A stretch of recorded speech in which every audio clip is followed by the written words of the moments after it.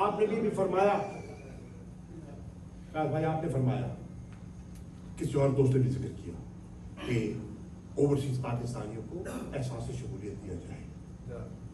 ہم نے 2 فیصلے کیے ہیں.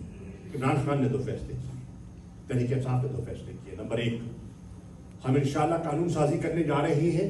ہم نے فیصلہ کیا ہے کہ انشاءاللہ ہم قانون سازی کریں گے اور اوورسیز پاکستان کو پاکستان کے فیصلوں کا حصے دار بنائیں گے، رائٹ آف ووٹ دیں گے.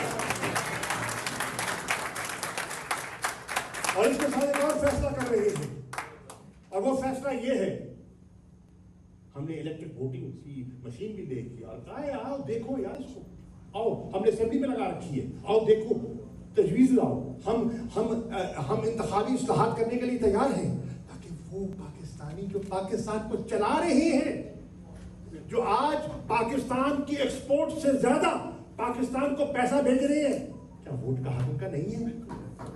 اور اگر ہے تو پھر میرا آج مطالبہ ہے کہ پاکستان کے باہر رہنے والے لاکھوں پاکستانیوں ہر جماعت کی قیادت سے رابطہ کرو اور انہیں کہو کہ عمران خان کی اس قانون سازی میں رکاوٹ نہ بنو.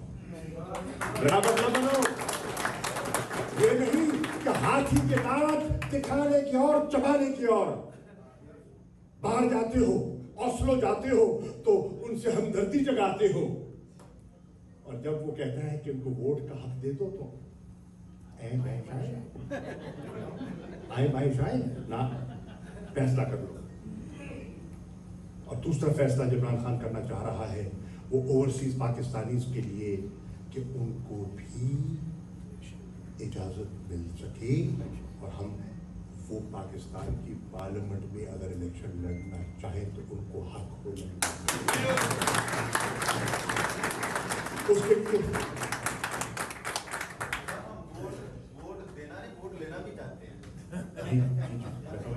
بالکل لینا بھی چاہتے ہیں.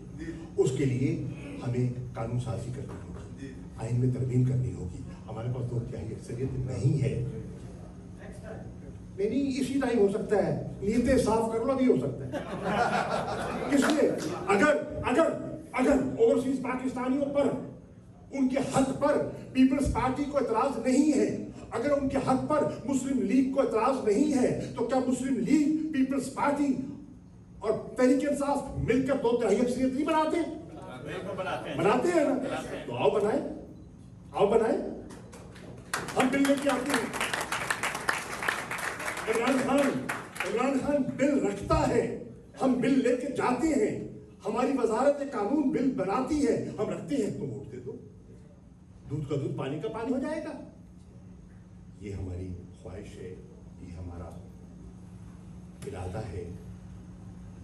دعا کیجیے کہ اللہ تعالیٰ اس ارادے میں عمران خان کو کامیاب کرے. دعا کیجیے کہ اللہ تعالیٰ پاکستان کو ہر اندرونی انتشار سے محفوظ رکھے. دعا کیجیے اللہ تعالیٰ پاکستان کو ہر بیرونی یلغار سے محفوظ رکھے.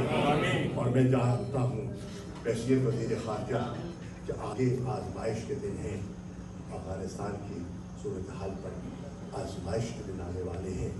اللہ تعالیٰ وہاں امن و استحکام کے حصول میں ہمیں کامیابی عطا فرمائے.